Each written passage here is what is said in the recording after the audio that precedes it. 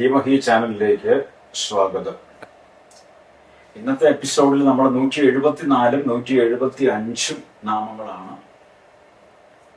അപഗ്രഥിക്കുന്നത്, അല്ലെങ്കിൽ അതിന്റെ അർത്ഥം നമുക്ക് മനസ്സിലാക്കാനുള്ള ശ്രമം നടത്തുന്നത്. 174ാമത്തെ നാമം എന്ന് പറയുന്നത് നിർഭവ എന്ന് പറയുന്നതാണ്. നിർഭവ എന്ന് വെച്ച് കഴിഞ്ഞാൽ തുടക്കമില്ലാത്തവൾ എന്നാണ്.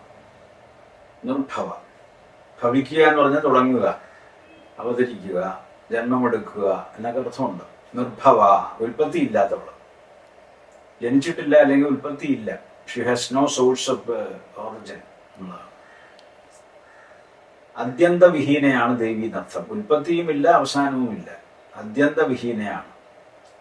Xi has no origin and no end, no beginning and no end. നിത്യസ്വരൂപിണിയാണ് എന്ന് പറഞ്ഞാൽ പ്രപഞ്ചം എന്ന് ആവിർഭവിച്ചോ അന്ന് മുതലുണ്ടെന്ന് അർത്ഥം. Right from the time of the origin of the പ്രപഞ്ച or the universe or the cosmos, she is there. ആരാണ് ഉൽപ്പത്തിക്ക് കാരണം എന്നോ എങ്ങനെയാണ് ഉദ്ഭൂതയായത് എന്നോ ആർക്കും അറിയില്ല. തുടക്കം തൊട്ടുണ്ടെന്നർത്ഥം. അതിന്റെ തുടക്കം തേടി പോകാനായിട്ട് നമുക്ക് പറ്റത്തില്ല. നമ്മുടെ ഏറ്റവും പരിമിതമായ ജ്ഞാനം വെച്ചോ, നമ്മുടെ പരിമിതമായിട്ടുള്ള ഫാക്കൽറ്റി അഥവാ കഴിവുകൾ വെച്ചോ, നമ്മുടെ മസ്തിഷ്കം ഉപയോഗിച്ചോ, നമ്മുടെ ചിന്താശക്തി ഉപയോഗിച്ചോ, ഭാവന ഉപയോഗിച്ചോ, ഒന്നും ഉപയോഗിച്ചു പോലും അളക്കാൻ പറ്റാത്ത അത്യന്തരഹിതയാണ്, അല്ലെങ്കിൽ തുടക്കവും ഒടുക്കവും ഇല്ലാത്ത മഹാശക്തി വിശേഷമാണ് ദേവി എന്നർത്ഥം. അത്യന്തവിഹീനയാണ്, നിത്യസ്വരൂപിണിയാണ്. അപ്പോൾ ദേവിയെ കുറിച്ച് അങ്ങനെയുള്ളൊരു മാനദണ്ഡം, ഒരു അളവ് പോലും വെച്ച് ദേവിയെ അളക്കാൻ ശ്രമിക്കുന്നത് മഹാവിഡ്ഢിത്തമാണ്, ഭോഷ്കാണ്.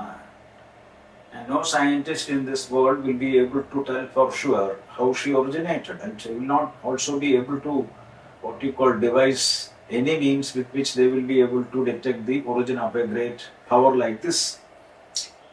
അമ്മയെ അളക്കാൻ പറ്റത്തില്ല. സർവ മാനങ്ങൾക്കും സർവ മാനദണ്ഡങ്ങൾക്കും സർവ ഉപാധികൾക്കും എന്താ പറയുന്നത്, അപ്പുറമാണ് ദേവി എന്ന് പറയുന്ന മഹാശക്തി വിശേഷം. അതുകൊണ്ടാണ് നിർഭവ എന്ന് പറഞ്ഞിരിക്കുന്നത്. ഉൽപ്പത്തി ഇല്ലാത്തവൾ, she has no beginning at all എന്നാണ്.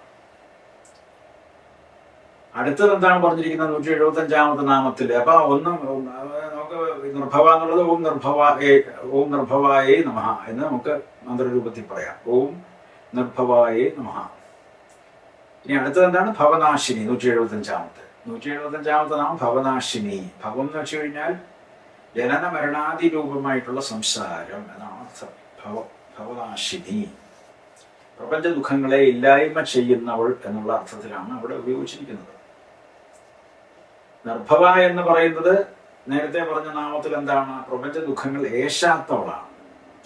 പ്രപഞ്ച ദുഃഖങ്ങളൊന്നും അവിടെ യേശുവില്ല, അവിടെ ഉൽപ്പത്തി ഇല്ലാത്തവളാണ് എന്നുള്ള അർത്ഥത്തിലാണ് അത് പറഞ്ഞത്.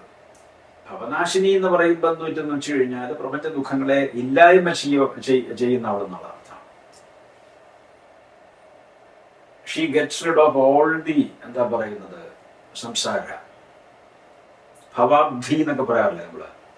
ഭവമാകുന്ന കടല് എന്നർത്ഥം. ജനന മരണാദി രൂപമായ സംസാരം, അതിന്റെ സാഗരം, അതാണ് ഭവാബ്ധി എന്ന് പറയുന്നത്.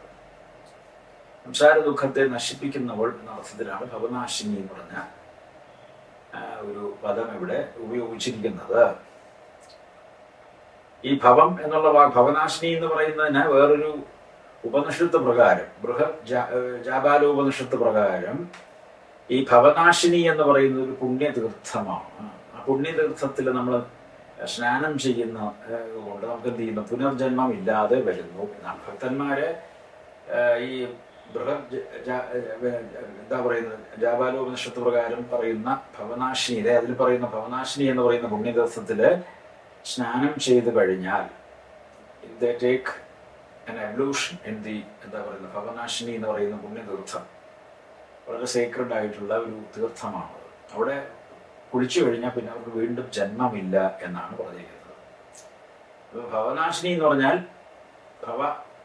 ഭവാബ്ധി, നമ്മളെ തരണം ചെയ്യാൻ സഹായിക്കുന്നവൾ, പ്രപഞ്ച ദുഃഖങ്ങളെ ഇല്ലായ്മ ചെയ്യുന്നവൾ. അപ്പൊ നിർഭവ ഭവനാശിനി. ഓം ഭവനാശിന്യൈ നമഃ, ഓം ഭവനാശിന്യൈ നമഃ എന്ന് നമുക്ക് മന്ത്രരൂപത്തില് വിവക്ഷിക്കാം എന്നർത്ഥം. അപ്പോൾ അത് 174 175 നാമങ്ങള് നമ്മൾ പിന്നെ ഇവിടെ അപഗ്രഥിച്ചു കഴിഞ്ഞു. അടുത്ത എപ്പിസോഡിലെ 176 നാമം നിർവികൽപ എന്ന് പറയുന്ന നാമമാണ് നമ്മൾ എടുക്കാൻ പോകുന്നത്. ഇന്നത്തെ ഈ എപ്പിസോഡ് ഇവിടെ തീരുന്നു. എല്ലാവർക്കും നമസ്കാരം.